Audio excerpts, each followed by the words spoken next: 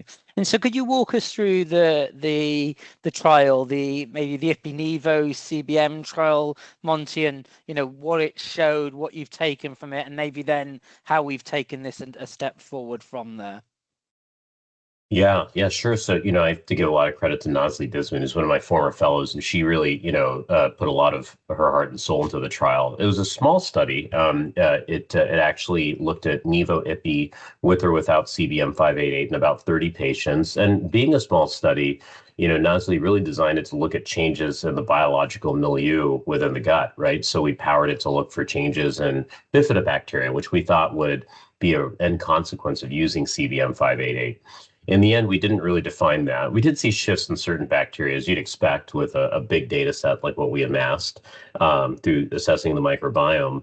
But what we actually found that I think was probably more compelling is that there's this really profound difference in PFS and response rate.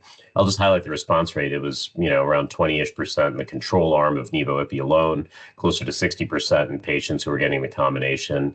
That in and of itself is, perhaps something you could leave to chance. We had a lot of people say, well, gosh, the control arm underperformed, et cetera, et cetera. And it's totally true, right? But I do think we had the benefit of randomization in the study.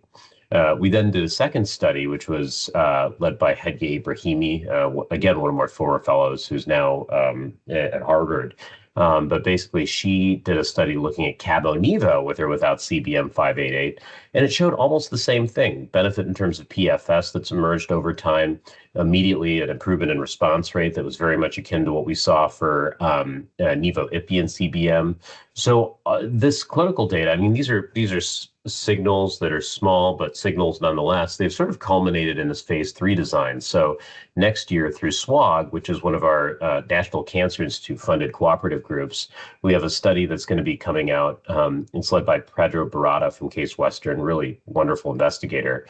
Pedro is going to be running this study looking at checkpoint inhibitor-based regimens plus or minus CBM588. So hopefully that'll give some definitive proof around this.